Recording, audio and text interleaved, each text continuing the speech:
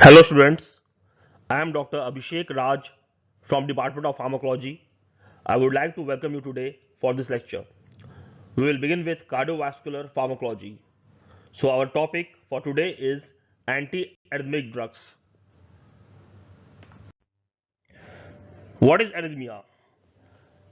So arrhythmia can be defined as deviation from the normal pattern of rate, rhythm or origin of heartbeat is known as arrhythmia.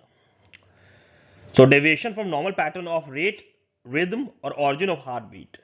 It can also be defined as abnormality of rate, rhythm or origin of the cardiac impulse or abnormality in impulse conduction. That is also known as arrhythmia. Let's have a look on cardiac electrophysiology. What is action potential? It is the electricity generated by movement of ions inside or outside of cardiac cell. So ions move from outside to inside of cardiac cell and from inside to outside of cardiac cell across the cell membrane. And the movement of ions generate electricity that is known as action potential. Now in cardiac cell there are two types of fibers, contractile fiber and conducting fiber. Contractile fiber is called non-automatic fiber, for example atrial cell and ventricular cell. And conducting fiber is known as example conducting fiber is also known as automatic fiber, for example SA node and AV node. The electrical activities generated in these two types of fibers of cardiac cell are different.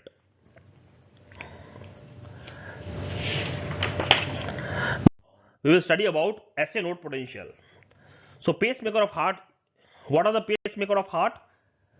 Pacemaker of heart are SA node and AV node, in which SA node is known as dominant pacemaker of heart as it is capable of impulse generation at highest rate, that is 100 impulses per minute.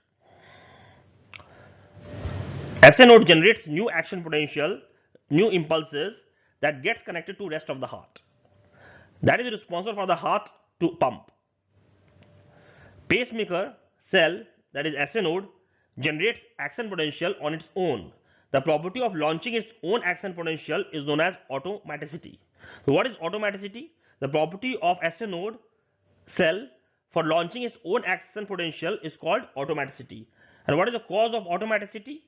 Due to sodium current, funny sodium current, या funny IF current. So this funny IF current, I is the symbol of current and F stands for funny. So this funny IF current or funny sodium current is responsible for impulse generation in SA node that causes the property of automaticity. Now in this diagram, you can see the pacemaker cell, for example SA node cell. So pacemaker cell, for example SA node, they generate impulses automatically, and these impulses are received by cells that are known as myocyte. The cells that receive these impulses are known as myocyte. So action potential generated by pacemaker cell SA node is received by myocyte, and myocyte, they make up myocardium, that is muscular middle layer of the heart. Myocyte a contractile cell as they contract and pumps blood. So this action potential generated by pacemaker cell travels through the myocardial cell, and that is known as depolarization wave. And each depolarization wave causes the heart muscle to contract, and that results in heartbeat.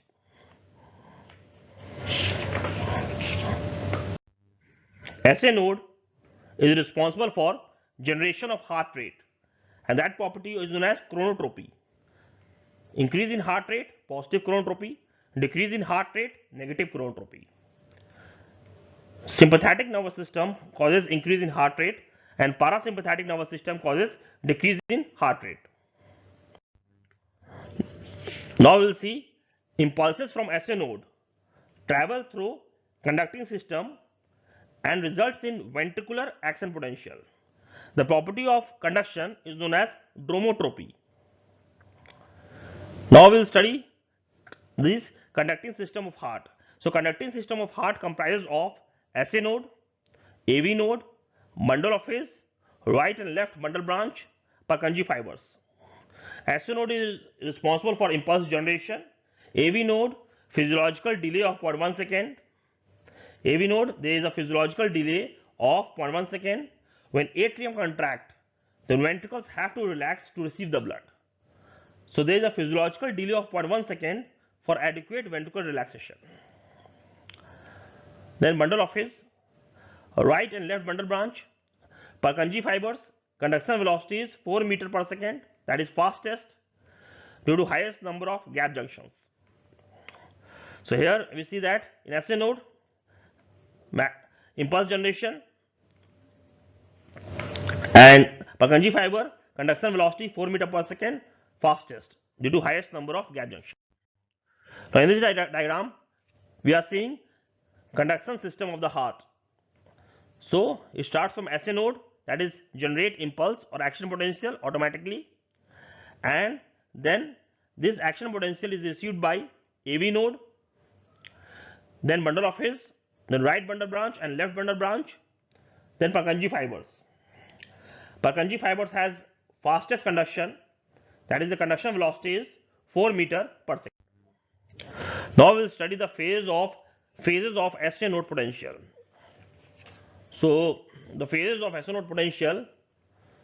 So here we are seeing phase 4, that is pre-potential. Potential moves from minus 60 millivolt to minus 40 millivolt. In phase 4, the membrane potential is minus 60 millivolt. At minus 60 millivolt, HCN channel opens. What is HCN channel? Hyperpolarization cyclic nucleotide channel. Hyperpolarization cyclic nucleotide channel opens at minus 60 millivolt. Then when this channel opens, sodium comes inside. Sodium is coming inside, that is sodium influx. This is known as sodium current or funny sodium current or funny IF current. This is a special type of sodium current, and so the name is funny sodium current. Now it can be also written as funny I and small f current. I is the symbol of current and F stands for funny. Now this sodium influx through this funny sodium current moves the potential to minus 40 millivolt. There are two other reasons that moves the potential to minus 40 millivolt, which is not shown in this diagram. One is calcium influx through T-type calcium channel. Calcium influx through T-type calcium channel. And the other reason is decrease in potassium efflux. Decrease in potassium efflux also moves the potential to minus 40 millivolt. Decrease in potassium efflux. So there are two types of calcium channel. T-type calcium channel, that is transient calcium channel, and L-type calcium channel, that is long-lasting calcium channel. So transient calcium channel opens and quickly closes, whereas long-lasting calcium channel remains open for long time.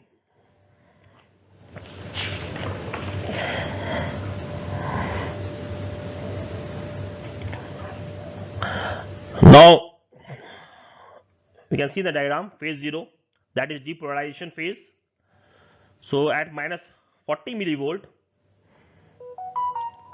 long lasting calcium channel or L type calcium channel gets open and calcium influx, that is calcium comes inside. Membrane potential moves towards positive side, that is depolarization in SA node. So depolarization in SA node is due to calcium influx, that is movement of calcium inside the cell. It is responsible for depolarization in SA node. Phase 1 and phase 2 are absent here. Now phase 3 or repolarization phase. So phase 3 or repolarization phase. Here you can see in the diagram, calcium channel gets closed, SCN channel is kept open, and there are multiple potassium channel which are open in the diagram, you can see. So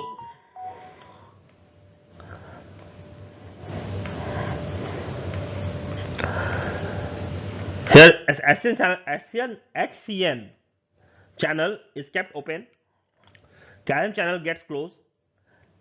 So HCN channel allows sodium to enter the cell, but there are so many potassium channel as compared to HCN channel, so net outward positive current. So repolarization, the cause of repolarization is potassium efflux, that is outward movement of potassium ion, outward movement of potassium ion through the potassium channels. So membrane potential goes down and reaches to minus 60 millivolt, minus 60 millivolt. That means one full heartbeat has taken place and whole process again begins with phase 4.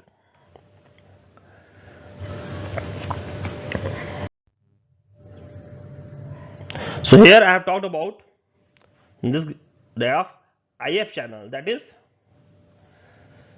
funny sodium current channel. Funny sodium current channel. So here what happens?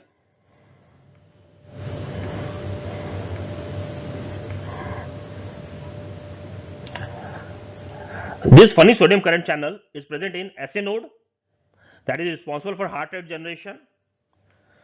So if funny sodium current channel gets blocked, because this funny sodium current is responsible for heart rate generation, so if this funny sodium current channel gets blocked, there is decrease in heart rate. The drug responsible for this is ivabradine. Ivabradine, that causes decrease in heart rate. So the use of ivabradine is sinus tachycardia. Sinus tachycardia is a condition when heart rate is more than 100 beats per minute. Now the decrease in heart rate causes decrease in oxygen demand. So the use of this ivabradine is in case of angina and in case of chronic congestive heart failure. Now what is the side effect of ivabradine? That is halos in the visual field. Transient bright spots or halos in the visual field, that is called luminous phenomena. Luminous phenomena, halos in the visual field. Why these halos in the visual field are appearing as a side effect of ivabradine? Because the site of this ivabradine is funny sodium current blocker, and the site of this funny sodium current, funny sodium channel, one is SA node in heart and second is eye. In eye it is responsible for visual function. So phase of SA node potential, phase 4 pre-potential, that is potential moves from minus 60 millivolt to minus 40 millivolt. Then phase 0 depolarization phase and phase 3 repolarization phase. Now we will begin with ventricular action potential. Here phase 4 resting membrane potential is minus 90 millivolt. Resting membrane potential is minus 90 millivolt. So phase 0, that is depolarization phase, phase 1 early repolarization phase, phase 2 plateau phase, phase 3 late repolarization phase. So ventricular action potential starts with phase 4, then phase 0, phase 1, phase 2, phase 3. So what happening in phase 4? Resting membrane potential is minus 90 millivolt. That is myocyte is in rest as membrane potential is stable. So phase 4 resting membrane potential is minus 90 millivolt. Phase 0, that is depolarization phase. Here the cause of this depolarization is sodium influx through voltage gated sodium channel. You can see the diagram, the voltage gated sodium channel are kept open, and through these voltage gated sodium channels sodium is coming inside of the ventricular cell, and that causes the membrane potential to reach towards positive side. Now again we have phase 1, that is early repolarization phase. So early repolarization phase is due to potassium efflux. So what happens in early repolarization phase? The sodium channel gets closed and opening of potassium channel, potassium moves outside of the ventricular cell, membrane potential falls as positive charge moves out. So these potassium channels are called early rectifier potassium channel.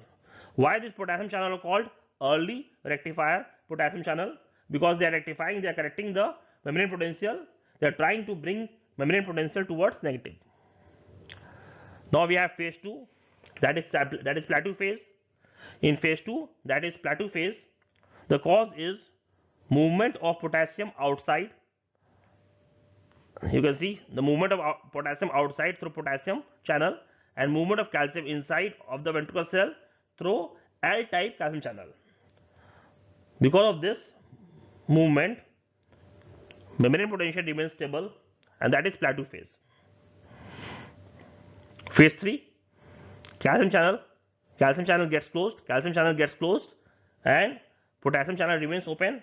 Potassium efflux, potassium moves outside of the ventricular cell, so membrane potential comes back to minus 90 millivolt. And this potassium channel called delayed rectifier potassium channel. Delayed rectifier potassium channel in phase 3, late repolarization phase. After this, phase 4 comes again.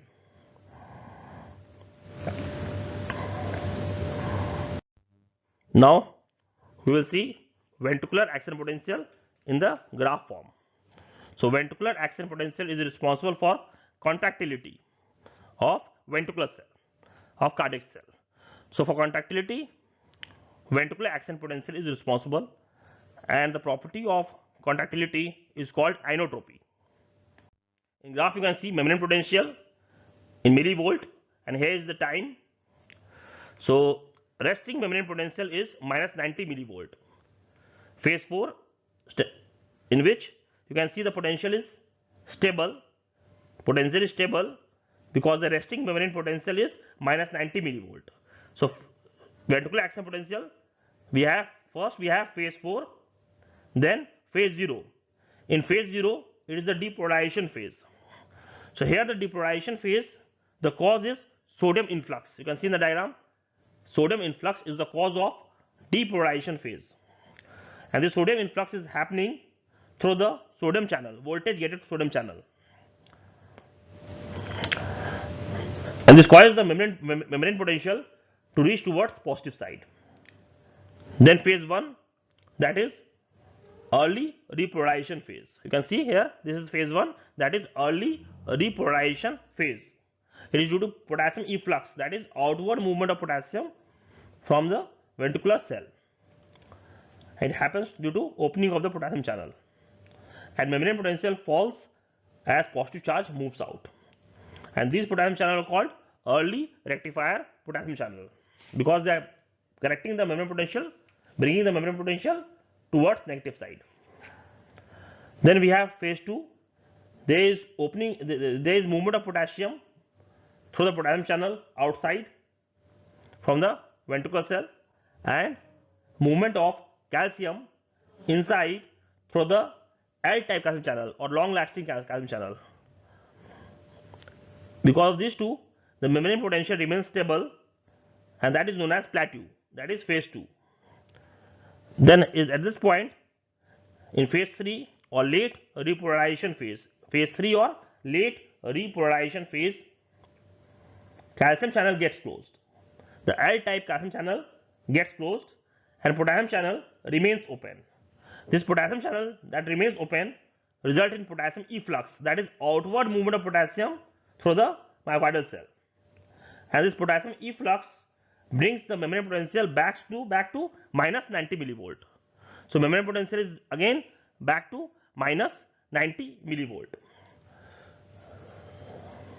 and this potassium channel is called delayed rectifier potassium channel. This potassium channel is called delayed rectifier potassium channel. After this, phase 4 comes again. So to summarize, in short, I will say phase of SO node potential, phase 4, pre-potential, potential moves from minus 60 to minus 40 millivolt. Then in SO node potential, first phase 4 is pre-potential, then phase 0 is depolarization, then phase 3, that is repolarization. In ventricular action potential, phase 4, that is resting membrane potential minus 90 millivolt, then phase 0, that is depolarization, phase 1, that is early repolarization phase, then we have phase 2, that is plateau phase, and phase 3, that is late repolarization phase. And that brings us to the end of today's lecture. In next lecture, we will continue with antiarrhythmic drugs. Thank you.